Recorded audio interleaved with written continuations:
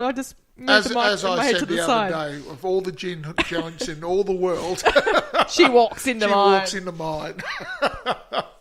Oh, God, we're going to be quoting Casablanca for the rest of our lives now. Well, haven't we already been doing that and just not knowing? Oh, God. Anyway, you were saying. I am saying that it's more of the same. Yes. And so if I was to give it a mark, a star rating, what did I give the other one? 6.5. Yes. Okay. Where I gave it a 7. Yes, you did. Mm-hmm. You did. I might join you on the 7 for the second one. I enjoyed it slightly more, and I thought it was better done. Really? Yep. What did you like better about this one? It didn't jump around as much. I like the jumping around. I know we had that out last episode, and I admitted that I was wrong. I was wrong. Same writers, but Ryan Reynolds actually did the writing on this as well. Yes.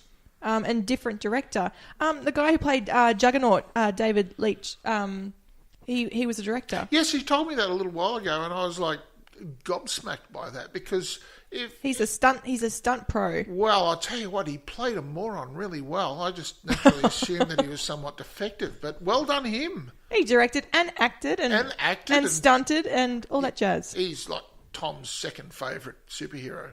Juggernaut. Who's his favourite? Hulk. Oh, well, of course, yes. He's not one for the ones that, like Stark, who sits there and uses big words. He likes Smash. my son likes Iron Man. Not Iron Man, Thor, because he likes the hammer. Who doesn't?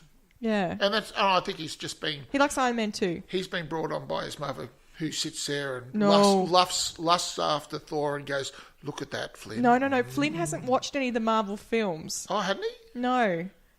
What's wrong with you? He's 4. What kind of parent are you? What did I do? I was looking online. Yep. Oh my gosh, I've forgotten the name of the website. It was basically just when they are harmless. You know that, don't you? I get that.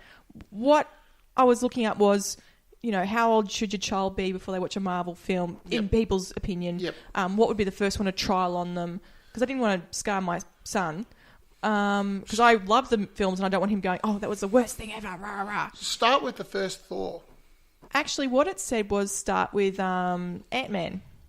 Because it's pretty, it's not very violent, etc. Well, compared to other films. And I went, okay, no worries. Anyway, stuck it on and it got to a certain part and my son goes, turn it off, Mum, it's too scary. And I went, nothing's happening. A man's walking down a hallway and he goes, the music, Mum. You can hear it in the music. Something's going to happen. Your son is very switched on musically. If there's tension in the music, even if there's nothing scary happening on the film, he won't watch it. He's 4 years old and he can sing absolutely tonally perfect. Whereas at home he doesn't do it at music kids or anything. My son sounds like a wildebeest Oh, bellowing. get off! As long as he's having fun. He's 4. Give him a chance. No, it's just funny because what kids count as scary or what different kids will watch at different levels. And, yeah, sure. Yeah, I suggest Thor and because Deadpool, of course, is it R-rated? What, Deadpool? Yeah, a Deadpool 2. No, don't get Flynn to watch Deadpool. No, that's not what I'm saying. I'm asking what the rating... I'll tell you what. No, I was watching a interview of Julian Dennison and he said he couldn't even go into the cinema to watch the film because it was R-rated and he wasn't old enough. No. Which is hilarious. Absolutely hilarious. Go figure. Yeah. So you're giving this one 7? I think so. I think it's slightly stronger than the first one, but it does not. It deepens the relationships that Deadpool has. I think the bartender is mildly less annoying. The things that Weasel. Yes, and the fact that annoying girl has got her Japanese offshoot that offsets her. Yukio. Yeah, who's just adorable. She's Australian. Okay. I'm just throwing it out there. Yes. Sorry. Okay. Because she looked the fuck Japanese to me, but anyway. Well, Shiori Kutsuna. Yes. I'm probably pronouncing that wrong. I'm sorry. Okay. Anyway. Excellent. I will give it 5.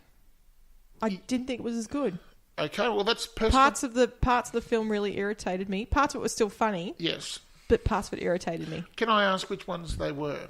like when he was going back to Vanessa. Those scenes I found weird. Him pretending to seem like he's care and, all this stuff. Are you saying that the emotional aspects of the movie detracted from it? I appreciate films that have emotional parts to them, like Mary and Max, when they're setting them up to be, like, truthfully emotional. Where this one you're going, are they taking the mickey? Are they being serious? What are they actually doing? I don't know. I have no idea. I'm sitting here not knowing.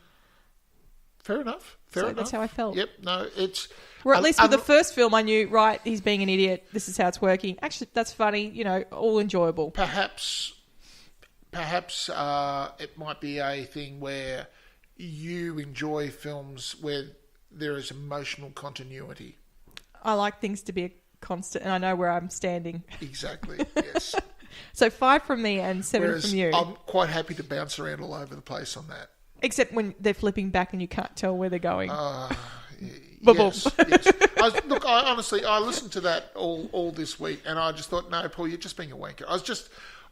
Because I really loved the film, Deadpool 1, and you're Deadpool 2. You really. I try to be as fair as I can. I think you're not fair. I think you really get in on those ones. Yeah, but it's like Australians hating Australian movies.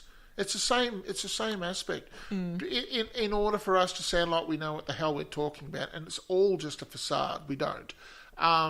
We try to be extra aggressive on. I think any topic. Down, yes. Any topic we shoot down. Yeah. Politicians, perhaps it's movies, an Australian thing. fashion, I don't think food. Americans or the British do that. Perhaps they tend to push theirs and say, "Look how awesome we are," where we just go, "Oh, this wasn't good enough for us." Yeah. Yes. Now, so we've got our stars, haven't we? We've done our stars. Yes. Sorry, I just had to ask. Number's that? Forgotten. What number's that? That this drink? One? No, I'm fine. I'm good. I'm good, shithead. I just saw the. We've been talking. Flat chat, and I lost track of where I was up to. That's all. That's okay. We're kind of steering off the road a little bit. You do know that I am somewhat chaotic, don't you? Yes, I do. Yes. Okay. I was just having a little chaos moment. That's okay. We'll probably take a break now. Okay. And when we come back, we'll talk about the movie Jaws. Okay. Well, I think it's time for another Paul's. I must create a. You mean like make a little sound thing where your voice bounces? Yes, absolutely. With the Paul's magic moments. That's the one. So until I can get that one organised, I shall. I can just hear everybody rolling their eyes. They wouldn't roll their eyes. Or feel them, I should say. I can't hear them. Okay, so this one here, I put this one in. This is Atticus Finch in To Kill a Mockingbird. Oh yes. Now. I was listening to it tonight as I'm creating the sound file for it, and what I've done now. If you want to go and get a cup of tea, kids, just go and do it because like this will take 7 minutes. So 7 minutes. Yes, it's 7 minutes. But I looked at just getting the short, sharp version of it, but it lacked context. So I thought, well, it's not like it's costing anybody anything. So it's not Paul's magic movie moments. It's Paul's magic movie. I didn't put the whole movie in. I didn't. But yeah, it goes on for a bit longer than normal. So, if it's not your thing, just go click, click, click, click, and all the way through, and you'll be right. So I'm just giving you the heads up first. Alrighty, we'll go top up and come back. Okay. Enjoy your 7 minutes. Enjoy your 7 minutes of Atticus Finch doing. And basically, what he's doing is, I don't know if people have seen To Kill a Mockingbird, but it is. He is trying to argue a black man, and when you listen to this, just remember this film was made in 1962. Oh, was it that? So some of the language is going to be. Well, 1962, I guess. It's been a while since I've seen it. It's a 1962 movie made about the early 1930s, late 20s sort of thing, and it'll be interesting. Yeah, we might have to rewatch that at some point. When I was putting it together, it is very good. Like, I think we should put it up as a classic because I was watching it. Well, we could do that next time. All right. Well, okay. Well, stick it in your little book and. In my little black book. Yep, that's the one. Yep. So, okay, here we go. Atticus Finch in his final address to the courtroom. Here we go.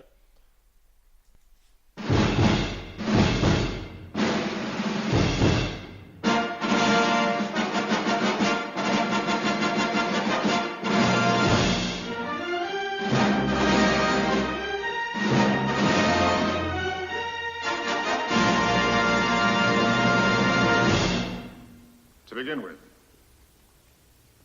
this case should never have come to trial. The state has not produced one iota of medical evidence that the crime Tom Robinson is charged with ever took place.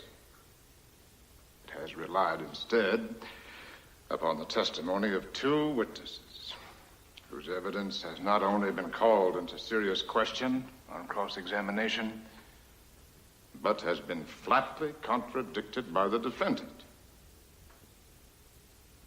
Now, there is circumstantial evidence to indicate that Mayella Ewell was beaten savagely by someone who led almost exclusively with his left.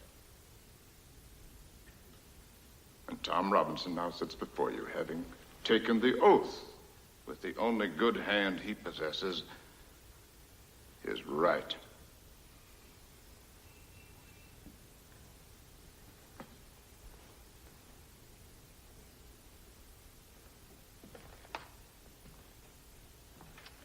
I have nothing but pity in my heart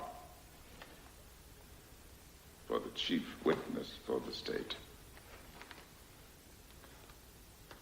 She is the victim of cruel poverty and ignorance.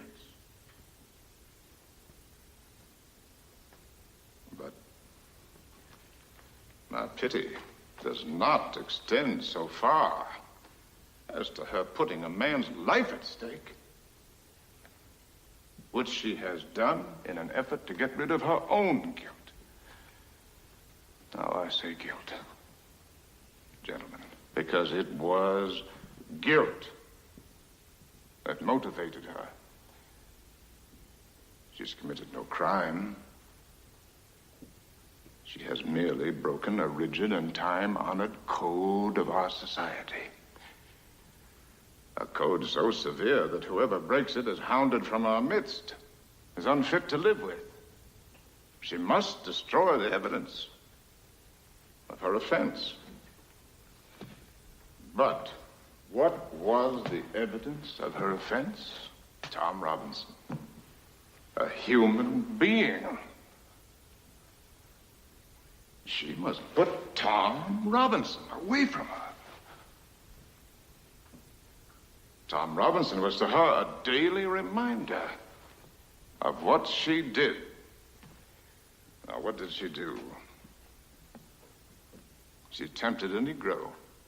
She was white, and she tempted a Negro. She did something that in our society is unspeakable. She kissed a black man. Not an old uncle, but a strong, young Negro man.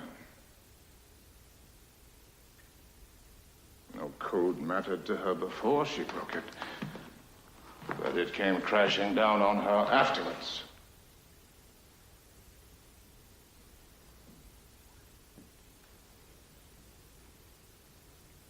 The witnesses for the state, with the exception of the sheriff of Macon County, have presented themselves to you gentlemen, to this court, in the cynical confidence that their testimony would not be doubted.